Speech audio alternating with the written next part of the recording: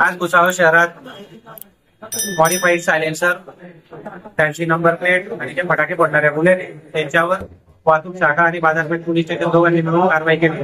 आता आम्ही 18 बुलेट जमा केले आहे। सगळ्यांचे सायलेन्सर जप्त करून त्यांच्यावर मोटर वाहन कायद्यानुसार दंडात्मक कारवाई करतोय। प्रत्येकावर दंडात्मक कारवाई अल्पवयीनवर अल्पवयीन 10,000 रुपये फाईन आणि बाकी मोटर वाहन कायद्याप्रमाणे license, without license, modified silencer यांच्या दंडात्मक कारवाई सगळ्या करतात।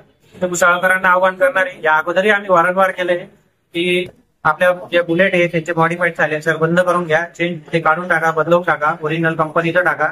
जे कोणी असे सायलेन्सरचे फटाके फोडणारे असेल त्यांची माहिती आम्हाला द्या, आम्ही त्याच्यावर कारवाई करू। आता 18 बुलेट पकडले आहेत, एकूण 18 बुलेट।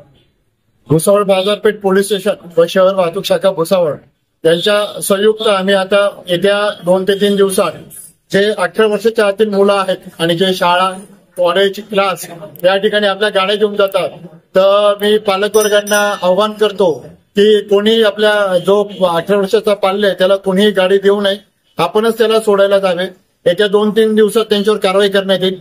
असा अल्पवयीन मुलगा मिळून आला तर त्याला 5,000 रुपये दंड आहे आणि जो गाडीचा ओनर असेल, जो कोणी असेल त्याला परत 5,000 रुपयाचा दंड आहे। असा 10,000 रुपये दंड त्यांना फाडण्यात येईल।